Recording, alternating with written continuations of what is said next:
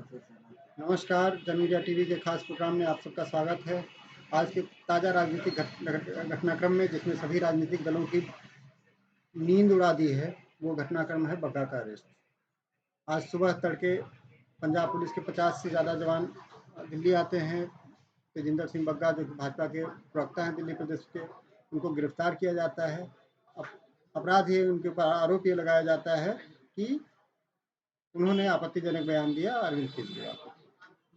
The Kashmir files जिसको लेकर के एक बयान दिया गया था दिल्ली की विधानसभा में मुख्यमंत्री अरविंद केजरीवाल द्वारा, उसी के लिए कुछ ट्वीट किए थे तेजिंदर सिंह बग्गा ने, जिसके खिलाफ पंजाब में आरोप लगाया गया, वहीं पे केस दर्ज हुआ और आज पंजाब पुलिस बिना दिल्ली पुलिस को सूचित किए हुए उसको गिरफ्तार करके ले जाती है। लेकिन घटनाक्रम यहीं पे रुकता नहीं, यहाँ पे फिर से ट्विस्ट आता है। अब ट्विस्ट क्या है कि जब पंजाब पुलिस दिल्ली को पूरी क्रॉस कर जाती है, क्रॉस करके हरियाणा में एंट्री हो रही है, हरियाणा पुलिस पंजाब पुलिस को रोकती है कुरुक्षेत्र में तेजिंदर सिंह बग्गा को हरियाणा पुलिस अपने कब्जे में ले लेती है। और अब जो नया घटनाक्रम आ रहा है उसमें ये हो रहा है कि अब जो पंजाब जाना था तेजिंदर सिंह बग्गा को, वो अब हरियाणा पुलिस दिल्ली पुलिस को कवर करने वाली है। इस तरह का नाटकीय घटनाक्रम शायद ही पहले कभी देखा गया होगा कि पुलिसिंग जो एक सिस्टम था अपराधियों को नियंत्रित करने के लिए, जनता को मैनेज करने के लिए ताकि अपराध रुके, वहाँ भी राजनीति का शिकार होता हुआ दिख रहा है। इसी मुद्दे पर विस्तृत चर्चा करेंगे। हमारे साथ पैनलिस्ट में प्रयागराज से जुड़ रहे हैं योगेश कुमार शुक्ला जी, जो कि अपने राजनीतिक विश्लेषण है, इस तरह के मुद्दों पर अपनी बात हमेशा जनता के पास पहुँचाते रहते हैं। बहुत बहुत स्वागत करते हैं योगेश शुक्ला जी का। कैसा शुक्ला जी कैसा देख रहे हैं योगेश जी, जो पूरा मुद्दा है तेजिंदर सिंह बग्गा को आज अरेस्ट कर लिया गया, बड़ा नाटकीय घटनाक्रम में पुलिस आती है, उनके पिताजी ने आरोप लगाया कि उनके साथ हाथापाई भी है, उनको मुक्का मारा गया है उनके खिलाफ, जबकि वो वीडियो बना रहे थे उसका, और वहाँ से गिरफ्तार करके ले जाती है हरियाणा पुलिस, उनको डिटेन करती है, पंजाब पुलिस से वापस लेकर के अब सुन रहे हैं कि उनको दिल्ली वापस लाया जा रहा है। तो इस पूरे घटनाक्रम को आप कैसे देखते हैं? बहुत ही गलत है। राजनीति में प्रशासन का दुरुपयोग, ये राजनीति में अपने चक्कर में, राजनीति के अपने चक्कर में प्रशासन अधिकारियों का दुरुपयोग किया जा रहा है, और खासकर पुलिस विभाग, जो भी सरकार है, जो भी जहाँ भी है, जैसे भी अपने क्षेत्र की व्यवस्था देख करके नहीं चल रही बल्कि दूसरे की व्यवस्था में टांग अड़ा रही, तो बहुत ही गलत है, बहुत निंदनीय है। और इस तरीके की घटनाएं आने वाले राजनीति के लिए बहुत ही भयावह होने वाली है।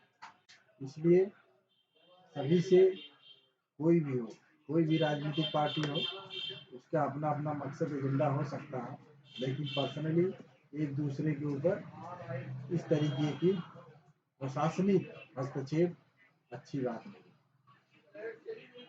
ये अगर कहें पुलिसिंग में जो राजनीति हो रही है, ठीक है, पुलिस को जो सिस्टम है उसमें राजनीति हो रही है, तो उसके बहुत सारे दुष्परिणाम होंगे, क्योंकि अब हर राज्य में अलग अलग सरकार होगी। अब उसको देखते हुए कोई जो है बंगाल से आएगा, मध्य प्रदेश से किसी को पकड़ के ले जाएगा, मध्य प्रदेश वाला तमिलनाडु से किसी को पकड़ के ले जाएगा।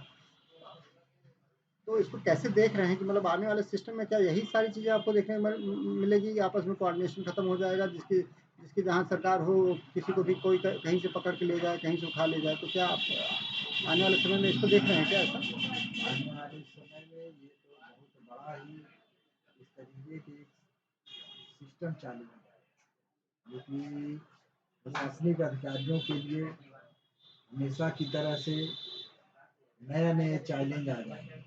उस चैलेंज के लिए इसमें पुलिस का दुरुपयोग करना बहुत ही जो है निंदनीय कार्य है। इस तरीके से नहीं करना चाहिए। राजनीतिक दलों की भूमिका कैसे देख रहे हैं यहाँ पे? अब भाजपा और आम आदमी पार्टी की जो लड़ाई है, अब यहाँ पे पॉलिसिंग उनके पास थी नहीं दिल्ली में।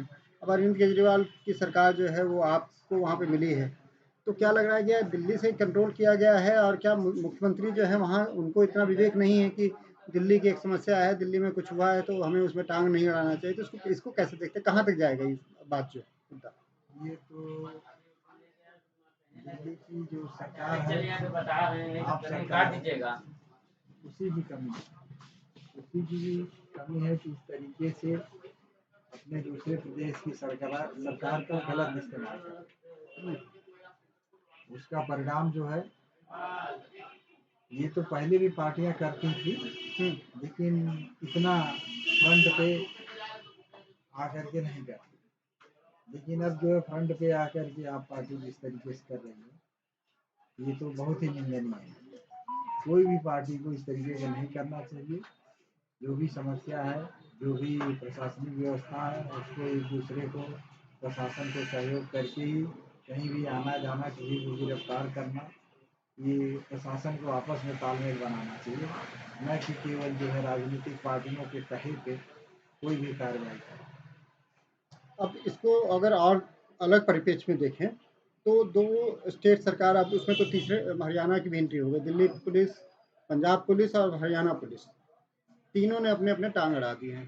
ठीक है, तो अब क्या ये पुलिस की लड़ाई को भी भविष्य में देखते हैं इस तरह की चीज़ें की होती रहेंगी? और अब कौन सही है कौन गलत है इसको कैसे देखेंगे, किस तरह से इसका सोल्यूशन निकलता है? इस संज्ञान में भी आपको कोर्ट जाना पड़े, विभागीय लड़ाई कोर्ट जाए, ये तो बहुत ही निंदनीय है।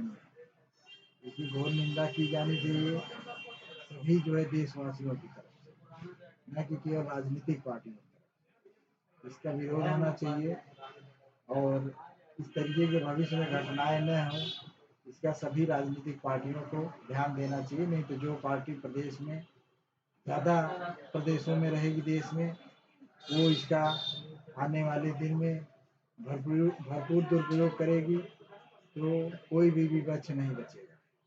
इसलिए पक्ष और विपक्ष दोनों को ध्यान में रखते हुए, कहीं आप पक्ष में हैं, कहीं आप विपक्ष में हैं, दोनों पार्टियों को इस बात को ध्यान में रखना चाहिए। ये इस लड़ाई का अंत माने, ये इस लड़ाई की शुरुआत है। राजनीतिक दल अब इसको अपना आइडियल मानेंगे और फिर इस तरह की कार्रवाई आप बढ़ते हुए देखेंगे, या इस तरह लग रहा है कि यहाँ पे एक पटाक्षेप होगा, इस चैप्टर को क्लोज किया जाएगा? और पटाक्षेप तो नहीं, ये तो बढ़ना है। और छोटी जो भी इस तरीके की प्रादेशिक पार्टियां हैं, वो अपने स्तर को उठाने के लिए कुछ भी करने के लिए तैयार है। ये बहुत ही गलत रास्ते पे जा रहे हैं। समाधान कहाँ देखते हैं इसको? अब अगर इस तरह की चीज़ें परिपाटी स्टार्ट हो गई, एक दल दूसरे दल के लिए, जिसकी जहाँ सरकार है, वो एक कार्यकर्ता को वहाँ से उठा ले जाएगा, दूसरे कार्यकर्ता को वो पकड़ ले जाएंगे, फिर आपस में ये जो हौच पौच होगा, सिस्टम मतलब अराजकता की एक स्थिति आ जाएगी। जनता इसको कैसे देखे और क्या समाधान लग रहा है इसका? समाधान जनता के पास ही है। जनता इसको देखेगी, फिर आने वाले चुनाव में उनको उसका जवाब देगी, तब जाकर के उसका विकास होगा। अभी तत्काल में तो यही दिख रहा है कि ये बंद नहीं होने वाला, ये और तेज होने वाला है। जो कार्यक्रम चल रहा है, ये करीब सभी पार्टियां जो है इसका इस्तेमाल करेंगी। जो पार्टियां नहीं कर रही थी वो भी करेंगी। तो आने वाले समय में आप कह रहे हैं कि ये चीज़ें बढ़ती जाएंगी और बार बार जो है आप अभी जनता को और इस तरह के नाटकीय घटनाक्रम देखने के लिए मिलेंगे, और जो सिस्टम एक बंधा हुआ सिस्टम था, एक पूरा केंद्र राज्य संबंध थे, वो बिगड़ते हुए आपको दिखेंगे। क्या इसी तरफ देश जाएगा? देश इस तरह से तो गलत ही जाएगा, लेकिन देश को इस दिशा में न जाए, इसके लिए जनता का भी सहयोग होना चाहिए। जनता को भी जो प्रदर्शन करना चाहिए, चाहे जितनी भी ताकतवर सरकार हो, चाहे केंद्र में हो चाहे राज्य में, जनता को खुल के इसका जो है विरोध प्रदर्शन करना चाहिए। आप सुन रहे थे योगेश शुक्ला जी को, राजनीतिक विश्लेषण है। उन्होंने ढंग से बताया कि अगर इस तरह के सिस्टम होंगे, और अभी रुकता हुआ नहीं दिख रहा है, उन्होंने स्पष्ट इंडिकेट किया कि ये परिपाटी जो है वो मुखर रूप से और दिखने के लिए मिलेगी और दल इसको फॉलो करेंगे। तो अगर इस तरह की मानसिक संकीर्णता के साथ राजनीतिक दल अपना जो बदले की राजनीति है उसको उसमें सिस्टम को भी इन्वॉल्व कर लेंगे, और इस तरह की चीज़ें अगर लगातार बढ़ती जाएंगी, तो आपको आने वाले समय में अराजकता की स्थिति केंद्र, राज्य के बीच में देखने के लिए मिलेगी। इस मुद्दे को हम आपके पास लाते रहेंगे बार बार, ताकि एक समाधान हो, जनता का दबाव हो, ताकि जो राजनीतिक दल है इस तरह के कृत्य करने से बचें, ना कि इसको अपना आदर्श बनाएं। जन मीडिया टीवी से प्रकाश मिश्रा। हम बहुत बहुत धन्यवाद करते हैं योगेश शुक्ला जी को, जिन्होंने अपना अमूल्य समय हमें दिया। धन्यवाद।